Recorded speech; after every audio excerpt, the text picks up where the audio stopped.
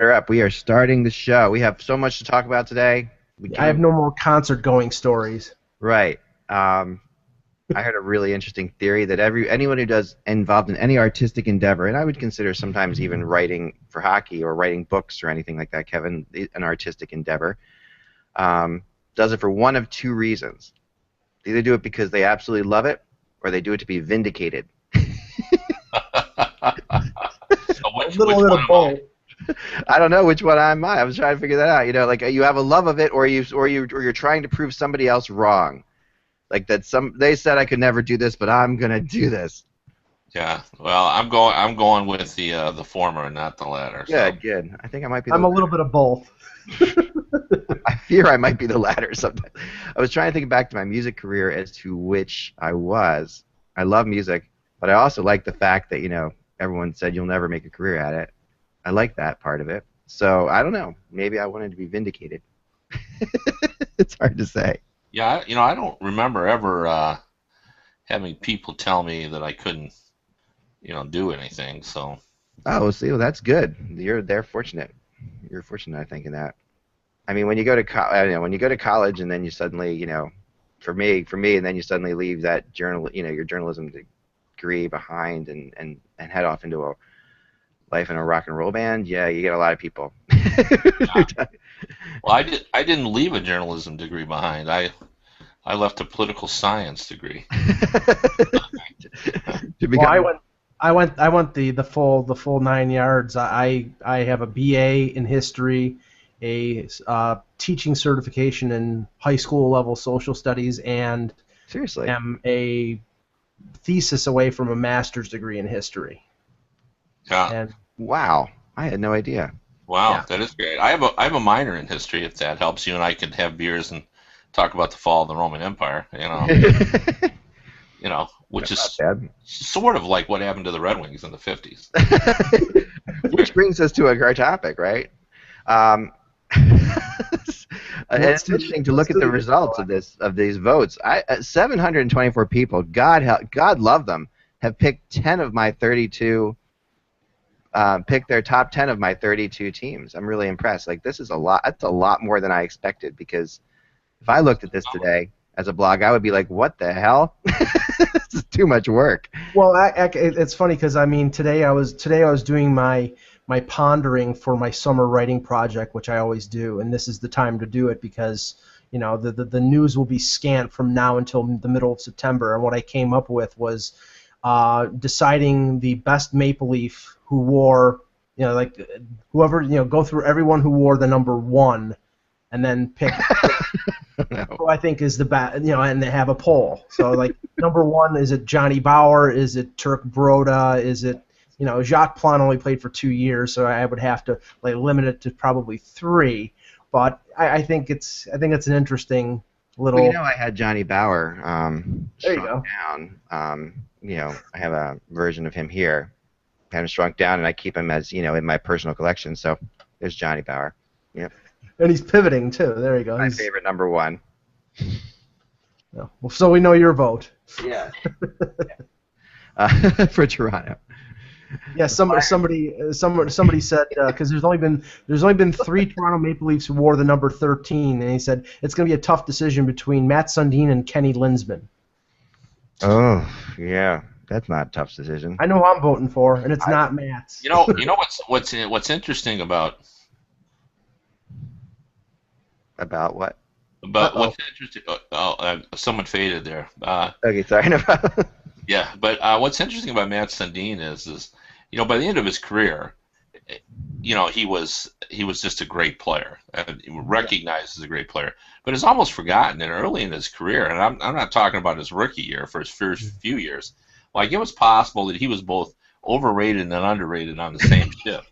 Like he was Yeah, so inconsistent. that's He great. was up and down, and it was very difficult to sort of figure out what kind of player he was. I mean, like it wasn't shocking when he got traded Yeah. by Ottawa. I mean, because of the level of inconsistency, and then kind of all came together, and then like on a Thursday afternoon, suddenly he was a great player. You know? Yeah, I mean, no, I mean, you had, I believe it was 3 consecutive number 1 overall picks. It was Nolan and Sundin and I'm blocking here, but there was I thought there was a third. But they also had Sakic, and I mean that trade is Yeah. 20 years after the fact. That trade is Lindros, still right? Lindros, the other one. Lindros, that's right. You're right. Right. Yeah, I mean, you don't see that's the thing. You don't really factor in Lindros as a Quebec Nordique because he never played for him. But the thing is, 20 years later, that trade is still controversial in Toronto because I mean I think everybody realizes that Matt Sundin overall is a better player than Wendell Clark because Sundin made the Hall of Fame and Wendell will probably not. But in terms of popularity, yeah, Wendell Clark I think still trumps Matt Sundin, 2-1 in terms of popularity. Yeah. So I mean that, and yet Mats was a better player, but at the same time, Wendell Clark had some really great years for you guys. So that was yeah, for sure. That's a good topic for someday. Crazy trades that have gone down because there's still some of those that are still controversial to this day in lots of cities. Like in Montreal, the whole Leclerc Desjardins deal still haunts the Canadians. The Brad Park Phil Esposito deal in the mid '70s between the Bruins and the Rangers. Yeah, I mean those are. Yeah, we'll have to talk about that one. But yeah, we'll talk about that. All right, we'll get started here. And then do our. Kevin, you still don't have your third up on the bottom. Oh boy. Okay. Hate to be the bearer of bad news. Okay. As these logos approach me from behind, it's pretty interesting. Just realized that back there on my screen. Oh, you know what's a hell of an album, by the way? Fleetwood Mac's Rumors. Oh God. Oh my Lord. I mean, there's a great YouTube making of Fleetwood Mac's Rumors, and that you got to watch at some point, and it's just unreal. I mean, well, there's a series called Classic Albums. Yep. That they've done for a number of, like Steely Dan's Asia, Dark Side of the Moon by Pink Floyd, one of the U2 albums. 1 second. Once you type that in, Kevin, you just click on and off, and that might probably get your thing for you. And one of the Who's Next by the Who. Right. It's great because you love to see like all the like the engineers and some of the band members, if they're still alive, talking about how these albums came to be. And I know like they did one for Face Value by Phil Collins, and one of the songs he had Eric Clapton playing the guitar track for this song called The Roof is Leaking, and it was really it gave and they didn't end up using the track. And I think it's a rule, if you're a musician, if you have a guitar track by Eric Clapton, you use it. Yeah. I mean, they used another one, and the song is still great, but the one that Clapton did was so much better and would have made the song so much different. What the best thing about YouTube is that I don't think people know exists is this. Man, my hair looks terrible. Sorry. There you go, Kevin. There you go. You got it. The best thing about YouTube that people don't think exists is the fact that there are soloed tracks on YouTube. Have you gone through that? Have you gone down that road ever? Like one night you'll find like, okay, I'm going to do the solo drum track on like on some Van Halen record, and just go through it, and it's ridiculous, and that just check that out. But Rumors, I mean, when you go from song to song to song on that album, on the Rumors album, I mean, I have it, but I don't really think in terms of albums anymore. Like probably none of us do. But man, I was listening to Rumors yesterday, and I'm like, okay, this song, holy frig! If anybody, they hated each other when they made that album. That's the crazy thing. They were absolutely all breaking up with each other, trying to kill each other. They were sleeping with each other. There was all sorts of crazy, and and yet they put together literally, I think maybe one of the poppiest albums of all time. I mean, there's as far as songs that still get played on the radio so many years later. Yeah. That album just takes the cake. I mean, that's just crazy. I mean, the Chain and Gold Dust Woman specifically are two of my favorites on that album, and they're great tracks. But no, to your point, you go on YouTube, and one of the things that's interesting to me is finding like the isolated vocals from a song. Yes. And if anybody ever disputes the fact that the Beatles weren't like some of the best in terms of harmonies. go and find the isolated vocals for the medley from Abbey Road, and it is bone chilling how Yeah. phenomenal the singing is between all four of them. It's Considering incredible. how absolutely strung out they were when they did, they did it too. I mean, imagine how. I mean, they were, and and it is incredible. And that's just there's nothing. Early Genesis was amazing, Victor, and you're not going to take Mike and Dag down that road because that's we both share that love of Supper's Ready and the rest of that. But anyway, we won't. Anyway, let's get started. Let's start the show. Here we go. All right. It's Monday. It's Tuesday, August 5th. As Gary told me very nicely in the chat room. I appreciate that. August 5th, 2014. So we all have our crosses to bear. Kevin can't get his bottom third working very well. I can't remember what day it is. It's working now, but everything's working now. We're on target. All right, here we go. Hello, Hockey World. It's Tuesday, August 5th, 2014. I'm Michael Agello. I'm Kevin Allen. And I am Eklund, and you're watching the HockeyBuzzCast on HockeyBuzz.com. Bless your souls on this Tuesday in August. We really appreciate it. You guys continue watching, so we keep making shows. And even if there isn't a whole lot to talk about, well, there's some things to talk about today. So, we'll get right into it. I even took notes for the show today, so that's a lot of work for me. We have another blogger leaving to work for an NHL team. No one's calling me yet, but I'm waiting to see what happens. But I guess I should have picked analytics instead of rumors because analytics seems to be the way to get hired by an NHL team, and this is a crazy the one today. Obviously, I don't know if you guys heard or not. It was tweeted out by Bob McKenzie. We don't even know what team yet, right? We haven't figured that out. No, he speculated it was Edmonton. It was Edmonton. Okay. Tyler Dello. AKA at MC79 Hockey, is leaving the blogging world. Well, the blogging world is, once you leave the blogging world, you can never come back, Tyler. We're never going to welcome you back here. The door shuts, bam, right behind you when you leave the blogging world. And he's going to join the Edmonton Oilers as an analytics guy. This is, there's a lot of ways we can go with this. This is a great thing. I think it's a great thing. I'm always happy to see bloggers getting jobs.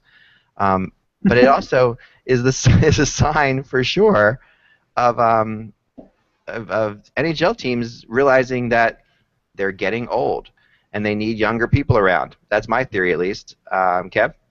Well, this is important for those who believe that analytics have a place here because we just keep adding more and more people, and this is a guy that had a blog dedicated to that. This is baseball went first. They got involved with Moneyball and Bill James and the Boston Red Sox, and they were ahead of that. And it didn't change baseball. It just gave them more ammunition when they were building a team, and I think that's what we have going here. Why wouldn't you do that? I mean, the more information you have at your disposal, the better. And who better than a guy that's really spent his life doing it in recent years. So it makes a lot of sense to me, and I wish him a lot of luck. And that's the one thing in this world is when you're a blogger, if it doesn't work out, come back and write your blog. That's right. So you're always welcome back. I agree. Mike, what are your thoughts? Similar? Yeah, I mean, I'm very happy for Tyler. I've had a few exchanges with him on Twitter because I am a member of the non-analytics mafia, and he's a member of the analytics mafia. But have you had discussions with him?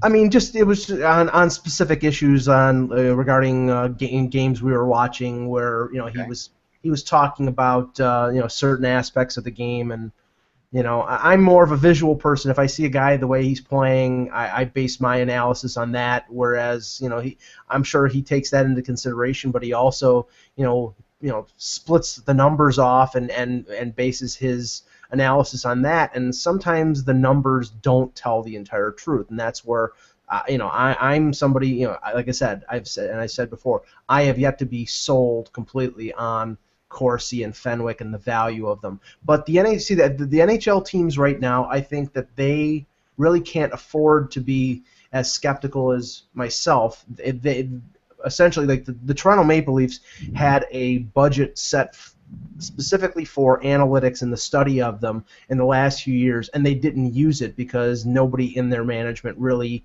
bought in. And now this year you see with the departure of Claude Loisel and Dave Poulin and the hiring of Kyle Dubas as an assistant general manager, I think they're moving into that realm. And a lot of NHL teams, I know that the New Jersey Devils hired someone who was the only thing I heard about the person that the Devils hired was he was a former poker player. So obviously those guys, they know their math. Since it's the New Jersey Devils, you'll never hear another thing about this man. Right, exactly. And now Tyler Delaware, and I'm sure some of the other, there are a number of websites that have been set up for the study of analytics, and I'm sure these guys are going to get gobbled up by NHL teams.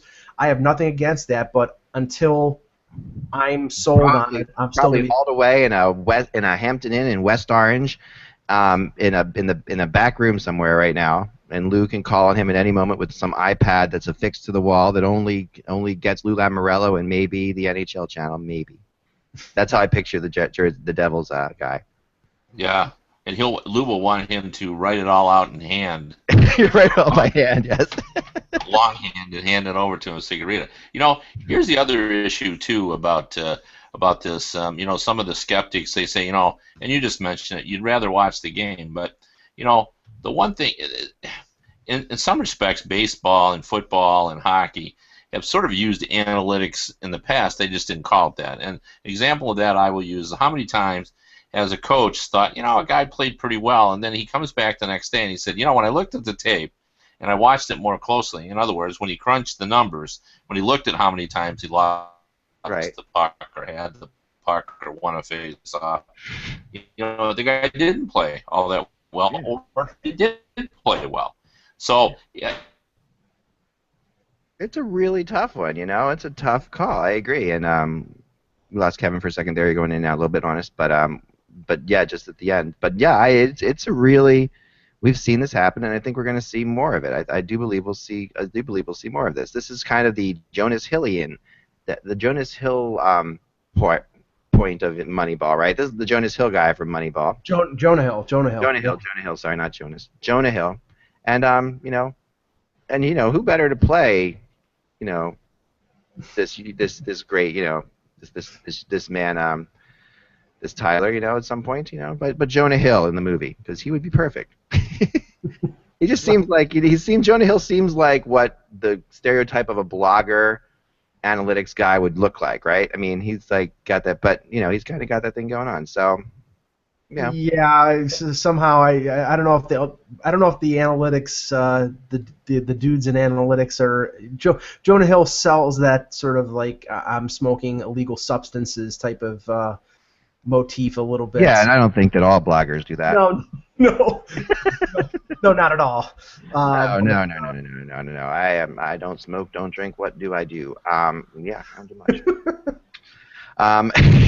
But I do believe, that this is going to be, a trend right now. I think everybody's sort of buying into it now that you have a couple teams hiring analytics guys. I think that everybody will sort of fall in behind them and hire their own. And I mean, the question is whether this is something that sticks around or if this is just a fad, and then everybody's, is this rock and roll or is this disco? And that's the thing. It's like, personally, to me, I think it's disco, but maybe it's rock. We'll see. Yeah, maybe it is. Maybe this is. It feels faddish, I will say. It feels faddish, but that being said, I am totally for it because I think that these guys, and I know a lot of these guys, and surely Dan Talensky is going to be hired any moment now by somebody. But yeah, plenty of these, and we'll probably lose our own, we'll lose Travis. Travis is really, the Ottawa Senators. I was gonna say, but we don't have to worry about Travis being hired. I don't think he's going to Ottawa, but he could go someplace else. Yeah, we would have to if it's Ottawa. He's not going to an NHL team. Oh, never mind. I think we got to get Travis on because that's at this point because he's definitely our Corsi guy at Hockey Buzz and I've been there. There's Kevin, he's returned.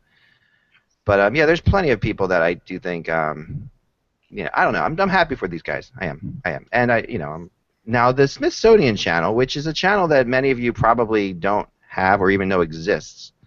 But it's a really good. It's not a cable TV channel, I don't believe, right? It's just an internet channel. Or is it a cable TV channel? I don't know. No, I don't think so. I don't think But I it's. don't know. Kevin, do you know? We got to get Kevin's. That's the perfect picture of Kevin looking annoyed right there. I've seen that face. That's Kevin annoyed. Anyway, the Smithsonian's channel called on air. They have an air disasters series because why not, right? Tonight, the Hindenburg. Right, tonight the Hindenburg air disasters. That could be. Some people would consider that I don't know, the New York Giants last year, the football Giants, as an air disaster. But yeah, the Smithsonian Channel's Air Disaster Series has an episode now highlighting the locomotive Yaroslav air disaster. And of course, we're not meaning to joke about this at all, but No. the idea here is that it is actually really a good little video here to watch. It talks a lot about about what happened. Let me show you a little bit of the website here. It's pretty cool. And I think that it's important, and I think that we've seen more of this, as we've talked about a lot recently, the KHL and the issues with the KHL. And so this does tie in, and it's a little bit, it talks about here, almost everyone is killed on board. What caused one of the worst disasters in sports history? Was it the crew's fault, or would the blame be cast on the aviation industry that isn't up to European or American standards? Investigators are under extreme pressure to find out. The reason is almost too simple to believe. So yeah, it's definitely worth checking out. I think you guys will all enjoy it. And like I've mentioned it before a couple times when we talked about this. There was an excellent segment on the Real Sports HBO show, Real Sports, with Brian Gumbel, done by Bernard Goldberg on the locomotive crash. I think it was on the first year anniversary, and then it was a follow up. It was mostly to do with the KHL taking care of the contracts of the players that had been killed in the crash, and the quality of the planes that they were using. And after the first piece, they had said that they had switched over to European or American-made planes, either Boeing or Airbus. And then in the follow-up to the story, they interviewed a player an American or a Canadian player who had their face blacked out and essentially said they're flying the same planes that they were flying a couple years ago, so they haven't changed. And I'm wondering whether that is having a cooling effect on some of these Russian players or some of these Canadian or American players using the KHL as an option, because honestly, when 25, 30 people die in a plane crash, I mean, these are players that everybody knew from the NHL. And they had families, and their lives were ended much too short because of cutting corners and not paying attention to what should have been paid. Now, Kevin, you talk to a lot of agents, supposedly, in different situations. Kevin does look annoyed. You look annoyed, Kevin, I have to say. You've got that annoyed look on your face. But you do talk to agents, and have you heard anyone since the plane disaster last year? Do you think this has affected any players not going to the KHL? Oh, absolutely. Yeah. I mean, I think guys who don't have many options, this is a chance to make decent money, better than you can get in the other European leagues. So right. For them, you're going to go. Right. But given a choice, these guys aren't gonna, they just don't want to go. I mean, there's just less, interest, less intrigue. It's just not seen as the exciting option that it was viewed as when it first started. And the plane crash had a lot to do with that. I think, it had to.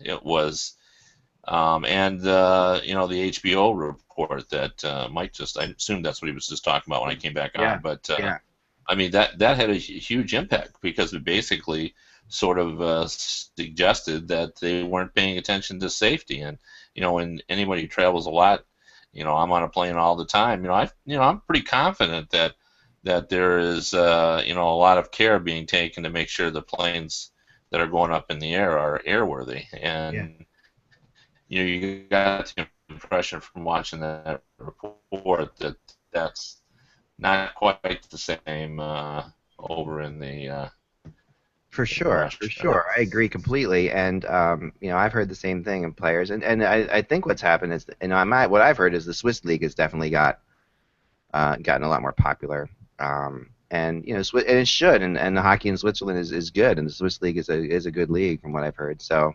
And the thing is, Zach, that the KHL is going to become even more dependent on air travel with their expansion now, because they've expanded, Jokerit in Finland. Right. There's a new franchise where the Olympics were in Sochi, and there's a franchise out in Vladivostok on the eastern coast, along the Pacific. Only like 6 or 7 time zones away. Right, so they're not going to be using the Trans-Siberian Railroad to get to that venue. They're going to be flying a plane, and you're going to be flying an 8-9 hour flight. So I mean, to me, if I was a player and I had options other than playing in the KHL, I would explore them before that, because simply, I mean, I wouldn't feel safe. Right. Now that's a great cat. This should be Kevin's new avatar right there. I'm sorry, he's frozen in anger. Even though he's going in and out, he's definitely one of the more entertaining parts of the show today. Just from that point of view. I know that it's really anyway. Okay. In lighter news, Gary Bettman made $8.8 million during the lockout season. This according to Chris Botta, who was reported about on who Puck Daddy reported about, and then the Score talked about. So that's sort of I'm the fourth person. So I am talking about a Score article, which is referencing Puck Daddy, which is referencing Chris Botta, who is saying if you're able to subscribe to the Sports Business Journal, that the league spent almost $17 million in legal fees during the lockout, which added to the total loss of $71.9 million for the shortened season. Bettman's salary ranks him among the league's highest-paid players that season, including Alexander Ovechkin. Well, of course, those players didn't make that money that season, but 8.8. It's $500,000 more than he earned in the previous fiscal year. And I mean, there's going to be a lot of people who are going to say out there that Gary Bettman doesn't deserve $8.8 million. But when you realize he's working for he's running a 2.8 now billion-dollar business. Here's Kevin again. Hey, Kev. I'm back. Yeah, you've actually moved to a new location. I have. Never take a hippie to a second location, as they say. That's the line for the week. We have some of the best screenshots, though. Your faces when you're frozen have been in complete disgust. Like they've been like. So now we're talking about the lighter side of things, and Gary Bettman making $8.8 million in the lockout shortened season, which and there's a lot of people who are going to say that he's not, that's a lot of money for him to make. But again, I mean, it is a lot of money for anyone to make. I didn't make $8.8 million in the lockout shortened season. But how about you, Kev? Did you make $8.8 million in the lockout? I did not make $8.8 million. My take on all that is, it's always sort of lost in translation of the fact that, Gary Bettman's job is a lot different than most fans think it is. He's not the great protector of the game. He's not the guardian of doing it the way that fans want it to be done. He's the guy that does the owner's bidding. And from that perspective, he's been very successful from the owner's perspective. And if they want to pay him that, I mean, this is America, and this is a capitalistic society, and we all in our own everyday life. I always say this about players. I never get mad at a player for asking for more money, because we all do that in our own everyday lives. If you can make more money, you do it. That's just the way it works here. That's why we like living where we do. Exactly. The only reason I don't make $8.8 million is because my employer said no.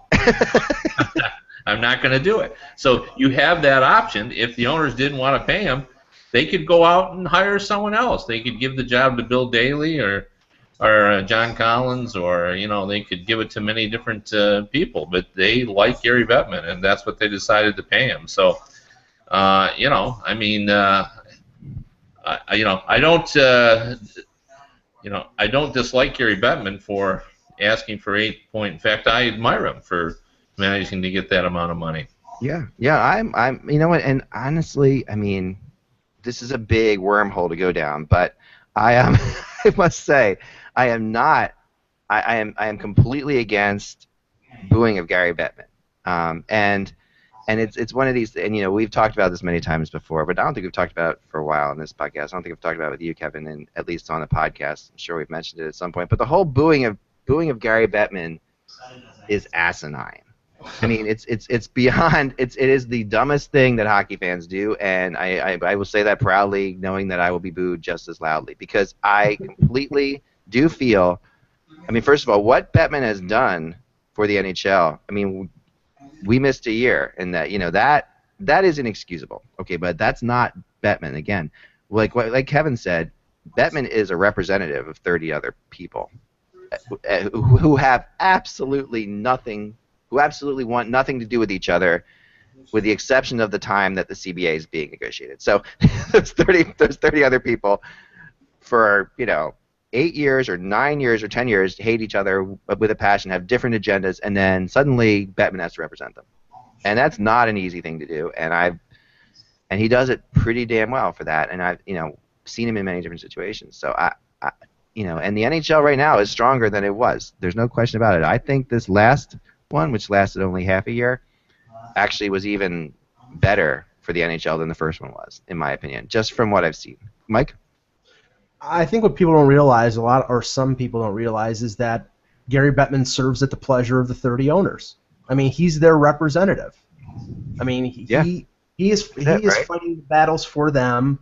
And if maybe the booing of him at the end of the Stanley Cup Finals is more booing the owners and maybe some of the dirty work that he has to do. But I mean, the game has grown exponentially under Bettman's stewardship. I mean, this isn't John Ziegler. This isn't Clarence Campbell. I mean, the game has grown. The game has thrived under Gary Bettman. Am I in lockstep with every decision that he's made? No. I mean, I think most people believe that the Phoenix situation, they would have moved that franchise a long time ago and just relieved the NHL of an embarrassing situation in Arizona. Yeah. But there are reasons for it, and I think all in all, Gary Bettman has done a very effective job, and I think the owners love him. So I don't think he's going anywhere. He's going to go when he wants to go. And that's and I don't think he'll be there when the next CBA is negotiated. That's my opinion. Yeah, I'm not so sure about that. Okay, really? Yeah, I mean, Stern went till he was 70. I think Gary Bettman may stay around. I think he's in good health. I think he enjoys his job. And contrary to popular belief, I think he actually likes the sport as well. He's but the other thing that somehow everyone hasn't channeled in on is that all commissioners get booed. Name me a commissioner, they all get booed. Right. To me, what's bothersome is when fans choose to boo him, during the Stanley Cup celebration. Like, here's the time and it's been even at some of the home venues when they've won, and they're so busy booing, and he's trying to give the cup to their team. Like, I've never understood that. It just seems to be silly. I will say it was quite entertaining in Philadelphia because he's so accustomed to this now that he actually handles it amazingly well. He really does. He turned it into a joke, and everybody, I think at some point the fans enjoyed the way he reacted to it. When he said, I thought we had this worked out. Right, that was awesome. I thought we'd gotten past that. It was so great, and it was so. And in Philadelphia, that kind of humor works. That's something that this city got, and they did get it. And they kept booing him, but they kept booing. It became ironic after that. It became like, okay, we're both in on this game. We're playing the game with you, and that was. Well, and the other issue is in terms of the money, and one of the problems is we are now at a time when the general public is now scrutinizing the salaries of all CEOs as well. Yeah, But for you know, sure. he made $8.8 million, and Crosby made $8.7 million, Yeah. and a lot of players. Shea Weber made a lot of money, and now Subban's going to make a lot of money. Like, is Gary Bettman's stewardship any less important than those players? He's in charge of approaching a $4 billion industry. He's in charge of growing the sport, so that all these players will make more money. I mean, I guess if you looked at it from the amount of money that's in this sport, that's probably an appropriate salary. But if So. you, I think it's low. I mean, honestly, this is the crazy thing. If you were to look at it compared to another business that's making that much money, and the top CEO or whatever you would call it is making in way over that. Well, I think Roger Goodell is making 8 figures. I think he's making 15 or 20 million a year, and he just renewed his contract. And what people don't realize is these commissioners are paid to be the point men for their respective sports. I mean, Roger Goodell is taking the heat right now for the decision to suspend Ray Rice 2 games. I mean, he's taking the heat from the fans. He's taking the heat from media critics like Keith Olbermann. Adam Silver had a lot of scrutiny when the whole Donald Sterling thing came up. Bud Selig has dealt with everything from Pete Rose to steroids. They're the point men for their respective sports, and they have to handle these things so the owners really don't have to.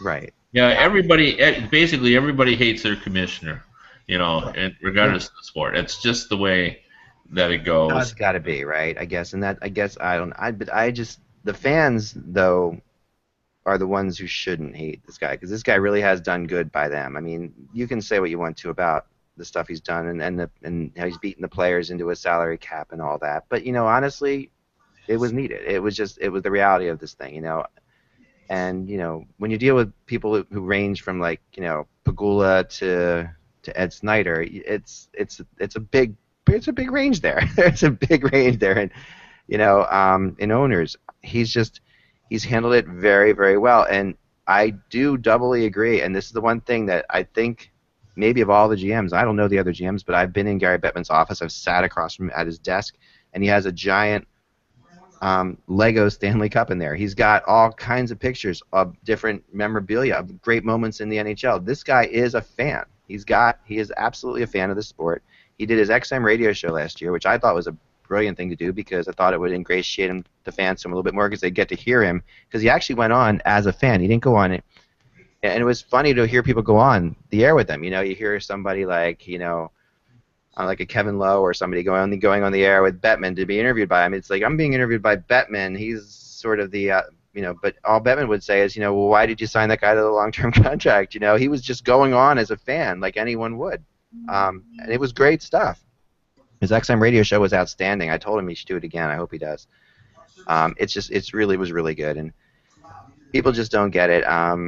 And I get it's cool, but I agree with you, Kevin. That's like one thing about the Stanley Cup celebration that's just totally bizarre, especially in the home city. If you're handing the cup to this opposing team, I can see one thing, but in LA last year was the first time. Yes. Both times in LA, I felt there was less booing. There was still booing, but there was less. Yeah, I would agree. Yeah, I mean, I didn't pick, watching it on TV. I didn't pick it generally positive for Bettman when he came out, which I was surprised at. I was all expecting, a boo fest on the level of Rick Tocchet in Philadelphia. Yeah, I know. And this is the one story that I would tell about Gary Bettman. I try to judge people based on how they treat me as opposed to what their reputation is. And, often in my business, and you've put up with this as well, because of the nature of what you do, people get mad at you, and they disagree with you. And Gary Bettman and I have had some disagreements. Over the television deal, I thought they should have stayed with ESPN. Turned out I was wrong, but Bettman didn't think they should stay with ESPN, and it turned out he was right. But we've had arguments where he's basically said, I disagree with you, and I didn't think your column was on the mark. But the one thing about Bettman that I do like, and this hasn't always been the case, some guys, once they're mad at you forever. I can think ahead of the Players Association one time who was like that. Not the current one, but the previous one. Yeah, right. Got on his bad list, and you were on his bad list a long time. Yep. But, Gary Bettman, what I like about him is he can be mad at you on Tuesday, and mad's too strong, but he can disagree with you strongly. But Wednesday morning when he sees you, at the rink, he comes up and chats with you, and it's not personal for him. No, it isn't. I have had many conversations with him, and all the stuff where we've disagreed is always forgotten. Oh yeah, and it's a great way of putting it. And I mean, my funny story with him was during the recent lockout when I would do my Eklund optimism chart. If you guys remember this, it was on my front of my page. It would have his little needle as to how optimistic I was that the lockout was going to end, and it was always there. And I know he checks up with the site once in a while, but I'm not talking to him all the time, nearly as much as probably you are or as anyone else. But he would shoot me a text or an email once in a while, and he would say your optimism chart's a little bit high today. Sorry, wish I could say it wasn't. And I was just kind of cracked me up. Just got this text out of nowhere. Another time, I was we were talking about the whole thing, and I was doing a poll on whose side are you on, Bettman or Donald Fair, and when I started doing that poll in the beginning of the lockout, there were about 80% that were probably in Donald Fair's corner, 10 in Bettman, and maybe 10% undecided. By the end of the lockout, it almost flipped. Bettman had taken it to 80% people were in Bettman's side, 10% on Donald Fair's side, and I said I emailed him those results. I'm like, this is pretty impressive. I said because people just want to boo you right off the bat anyway, and he really liked that too, and he thought that was really interesting. It just he does pay attention. He does pay attention. So we'll leave it there. Alexander Ovechkin was involved in a minor car accident in Russia. This is definitely a slow news day story. Sorry, but just have to throw this out there. On Monday, Washington Capitals' Alexander Ovechkin got into a minor car accident in Moscow's northwestern suburb of Novosibirsk. They have great pizza in Novosibirsk if you ever go there, where Dynamo Moscow's and Team Russia's training facilities are located. As first reported by super.ru, which is a hard domain to buy if you're trying to buy in Russia, Ovechkin lost control, super.ru's words, lost control, of his white Mercedes-Benz G-Class as he was trying to pass a Toyota Highlander. This is pretty exciting. This is pretty descriptive. I like it. The road was thin, and the trees passed by. I wanted to know. And then allegedly, the two cars collided. The drivers were fine, but the cars suffered minor damage. And reports are that the drivers. I love this line. Reports are that the drivers resolved the situation on their own within 5 minutes. Yeah, Ovechkin signed it off, and they went on their way. Right. What they didn't include in the story is that the other driver was Alexander Radulov. Right. They came to a resolution, and from there, and he probably signed an autograph and had some vodka. Right. Signed an autograph, apologized for the Olympics, and went on his way. That's what I would imagine it happening.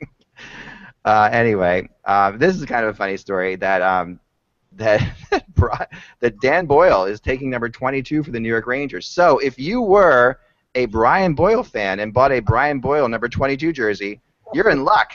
You're still good. You're still good. And how often does this happen? Someone jokingly said to me, "Oh, the Rangers are going to change that for sure." Yeah. Buy a new jersey, but I mean that's never. When does that ever happen in the NHL that a Boyle has gone? The same name guy with the same number just took over. That's pretty good. And I guess the last but not least thing I want to discuss is the outdoor games next year, which are starting to sort of leak out into the ether. Mm-hmm. And I guess the first thing I wanted to get was everybody's opinion on more than one outdoor game, and now in retrospect on how it went last year. And Kevin, did you like it? Oh yeah, the more the merrier for me. I sort of get this. Like when you look at it from a columnist perspective, sometimes I think you lose perspective because what you're thinking is, okay, as a national fan, maybe we got too many of them, but that's not what these games are about. These are games that are about the local areas and what happens to those local areas when the games come there. The people in LA could care less how many people were or how many games were being played. They cared about the one game they had coming to their town, which was a festival-like atmosphere.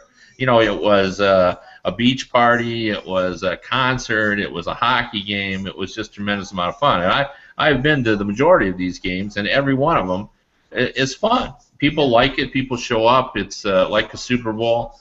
It's a lot of fun. So you have to sort of close down the idea of that maybe 5 or 6 from a national perspective. Like, I don't think people care so much how everybody feels about it nationally. It's about the games in the local communities, and I think there's novelty enough sometimes when you just put a game in LA that you'll get some casual fans just for that reason, or if you play a game in San Jose, Right. Or if you play one in Las Vegas or whatever. So I think they're good. I'm not sure that I would play half a dozen every year, but I'd play 2 or 3 for sure. Yeah. That was going to be my point. I mean, I like the spectacle. I think that there's the possibility if they continue to do 6 or more every year that you could kill the golden goose. But if you do 2 or 3, yeah, we don't want to make them signature events. I mean, I like the San Jose LA one. That's rumored to be the the one, and of course you're gonna have the Winter Classic and maybe 1 or at the most 2 others. So I would say 4 would be the max. But anything more than that, I think really, it'll get to be passé after a while. I mean, I know there are markets that haven't had a game yet. I mean, I don't think Minnesota has been in one, and I think that would sell out big time. The crazy one is Montreal, right? Because Montreal hasn't been in one yet. Well, the problem with the Canadian cities is the venues. We just don't have good venues. Right. There's no good options. Like where do you play one in Toronto? Well, that's the funny thing is Tim Lewicki is on a campaign right now for the 100th anniversary of the NHL, which is also the 100th anniversary of the Maple Leafs, to get everything: the All-Star Game, the draft, and the Winter Classic. And the part of the Winter Classic is the expansion of the stadium that the Toronto FC of the soccer team plays in, to expand it to like 40,000 seats. But you compare that to the big house in for the University of Michigan, that was 100,000. 40,000 seems a little bit. Yeah, but you could charge Toronto people $1,000 a seat. Yes. Yeah, you have no problem. And I'm only half kidding. I mean, you really could. And you make that a Montreal versus Toronto and an outdoor game on Lake Ontario in the 100th anniversary, and you could sell the tickets for $2,000 and they'd sell out. Yeah. That would be fantastic. That's what they need to do. That would become a television spectacle. I mean, that one would be about TV. Yeah. No. Yeah. So. Right. Yeah, and that was something I heard, and I think we talked about this at one point, Kevin, that there was a thought that once they did the stadiums, of just putting them in odd places. I had heard this rumor a couple times. Yeah, I mean, I've suggested that, like if you put one in Aspen, Colorado, and carved it out on the side of a mountain, and right? You just invited 5,000 people, and you go to a place where the snow is going to fall almost every day in the winter. Like, it could be awesome. You could do Squaw Valley, you could do Lake Placid, you could do Central Park. Yeah, exactly. Just put them in there and make them television events as well. I mean, there's still a lot of options. Yeah. Well, a couple years ago, I had heard that with the popularity of the 24/7 on HBO, I had heard one proposal that they were considering doing the game live on HBO with microphones on the ice and allowing basically to hear everything that was going on, and if there was swearing and if there was a fight or whatever, you would hear it. You'd hear the complete unadulterated, and obviously it's never happened, but I think that would be sort of an interesting experiment, although I don't know if the NHL would want, a X-rated game, basically, and how salty hockey players' language is on the ice. Yeah, I mean, I got a couple theories on that one too, but... Can you imagine if they put a game with the Rangers in Mystery, Alaska? Right. That's what I'd like to see, or Hawaii. Yeah. Put a game in Hawaii. I mean, there's certain things that they're just. I'll go to that one. Yeah, or hey, let's do something really cool and put a game outdoors in Sweden, or just like do something like different like that. There's all sorts of places they can put it, and I think that once they go through the stadiums, I've heard that there have been all kinds of pitches. Minnesota really wants one. Colorado wants one. The word now is that San Francisco, with their new stadium, they could have San Jose and LA there next year. that would make some sense. You know, I've heard St. Louis has been trying to get one. So there's everybody, you know, everybody of course wants one of these, you know, and we want to see, you know, where it's going to go. But I don't think it takes away from the Winter Classic myself at all. The Winter Classic still feels like something bigger, and because you have the 24/7 lead up as one part of it, there's still bigger stuff there. So Quebec would be great too. Quebec would be fantastic. To bring Quebec back in the NHL and have an outdoor game like that, and in their first year back, that would be something else. But yeah, I like that. I mean, I think that would be good. I'm all for that. And I think we all kind of agree there as well. So okay, that's about all the time we have. Finally, I just wanted to throw out there Guardians of the Galaxy I saw yesterday with my kids. I know you're a Marvel Comics fan, Kevin. Yeah, I am, but I don't know much about them. But it had a big box office start, and already they're talking about a sequel, so it must resonate with adults and kids. So it's good. It's really good. It's my son's 9, so I was a little bit nervous. Like, there's a great website out there called something about the I forget what it's called, but look it up. But it's something about whether your movie's family safe or not, and it's amazing because the website goes through every part of the movie that could be objectionable to anybody. Like even like basically they're talking to like an Amish minister, you know, like this woman walks by and looks at the guy like she wants to maybe talk to him later. That'll be in there, you know, like it'll be like it has incredible descriptions of things, you know, down to the S words used here, and we had a long discussion before we went about the S word because I don't think my son really knew what it was, so I had to explain to him what it was and how it. Shootout. Yes, shinny. You know. So we had that, and there are some people who think that shootout is a dirtier word than the actual S words. That's true. That is the S word in hockey, right? That's what they're playing shinny hockey. I always like that when Doc Emmerich throws it out there. This game's turned into a game of shinny hockey. I'm like, that's shinny hockey is redundant. Right. Shinny. It's just shinny. Just shinny, right. Right. And my wife will always be like, what did he just say?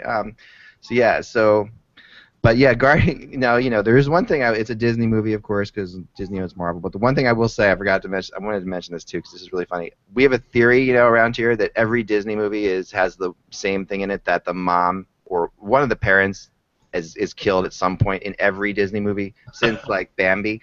And spoiler alert, sorry. But just going back, like the whole thing. This is like the whole. So I'm not spoiling Guardians when I tell you that the very first scene of this movie is one of the guy's moms die. So it's just like we're sitting there, and my son's like, "Do you think one of the kids?" And I'm like, "These are like, I don't know. Maybe Disney will get away." And no, of course, no, they didn't. They just killed the mom right away. And there you go. So yeah, it was perfectly fine for a kid, probably like 8 or 9 or 10 years old. My son had no problem with it. So, do you have breaking news, Mike? Yeah, courtesy of Josh Rimmer, who is going to be, he forwarded this to me. He's traveling today. He's traveling today, but he, felt he update us. Flyers defenseman Kimo Timonen has been diagnosed with blood clots in his right leg and both lungs. Team says his return to play is to be determined. This apparently has been diagnosed in Finland, where he spends the off season, but doesn't sound really good. I mean, we'll find out more, in the next few hours, but that doesn't sound very encouraging. Oh man, I can find out more about that. That's not that who knows? I know Kimo was on the border of whether he's going to play this year or not, on the edge. So I know he signed the contract, but I still know that he, like a lot of Finnish and Scandinavians, I've noticed before, they're perfectly fine. They really want to raise their kids back in Scandinavia at some point. And it's funny because not just Kimo, but a couple players, they really are afraid of gun violence in America. I don't know if you've heard this, Kevin, but I've heard this a couple times from guys. It's just like they really just take it over the top with gun. I mean, they're just afraid for their, and obviously there has been stuff in schools, but they're just afraid for their families. They want to go back to Finland and Sweden at some point. I just noticed this, especially with Finns and Swedes. And Kimo was in this world, and you just, at some point wanted to take his kids back. But that really sucks because there's not many nicer people. Kimo's right up there with, Team Miscellaneous. There's very similar characters. They're good friends, of course. So, yeah, that stinks. I mean, you've had a long relationship with Kimo as well, Kev. Yeah, no, absolutely. That's terrible news. And the one thing is you can usually treat blood clots. We've started to see Yeah. those more and more. So hopefully he'll get that resolved quickly. But it's scary. Blood clots are scary. Yeah. A funny little Team Chemo story to end with. I was at Great Adventure last year. It was the Great Adventure is like the Six Flags amusement park for us in New Jersey. It's about 45 minutes away from here. And when you go there, you can get this thing called your Fast Pass, which gets you through the lines. Which when you have young children is a pretty good thing to get. So you get this Fast Pass bracelet. And but before you get it in Great Adventure, for some reason they make you watch a movie about it. And they send you into this room where you stand and you wait for a movie to show you to explain to you what this is. Basically, that you're not a demigod. You just have a fast pass. You still have to be polite. You didn't buy your way to you didn't buy the park. You just can go a little bit in the fast lines. So I'm standing there next to a guy, just like a guy who's shorter than me, and just standing there, and we're watching this together, and like for 10 minutes. Movie ends. He turns to me and he says, "Hey, how you doing?" And I'm like, "What's up?" And I had no idea who this guy was. Like, "What's up?" And I realized that it was Kimo Timonen. That's how indescript Kimo is. Like he's not a big guy. He doesn't look like an athlete necessarily. He's about, I would say, 5'9", 5'10" in actuality. And I'm 5'10", 5'11". So it was, and he's like, "Oh, good to see you." He recognized me before I recognized him, and then we ended up playing games of chance with our kids later in the day, trying to win giant stuffed animals. So that was my Chemo story. I ran into Nick Lidstrom at Busch Garden in Florida. See, exactly. Isn't that funny? It's just out of the world. That's crazy. That's really funny. All right. So Mike, are you okay? All right, Mike. Sorry, you look like you were down in prayer for a second, so I was just making sure you're all right. No, just scanning for more news. Okay, we're good. It's 2 o'clock, guys. We really appreciate you watching the show again today. Please subscribe to it. You can follow Kevin at @KevinAllen on Twitter, where he is tweeting on a regular, consistent basis. And you can follow Mike at Mike in Buffalo. I am at Eklund. And we'll be back tomorrow. Josh Rimmer will be back with us tomorrow with tales of his time with his more famous father in Florida over the last week. So we'll talk to you then. Remember, without the buzz, it is, yes, I am taller than one flyer. Just remember, without the buzz, it is hockey. Thanks. Oh no, it's not hockey. Just hockey. It's just hockey. See ya.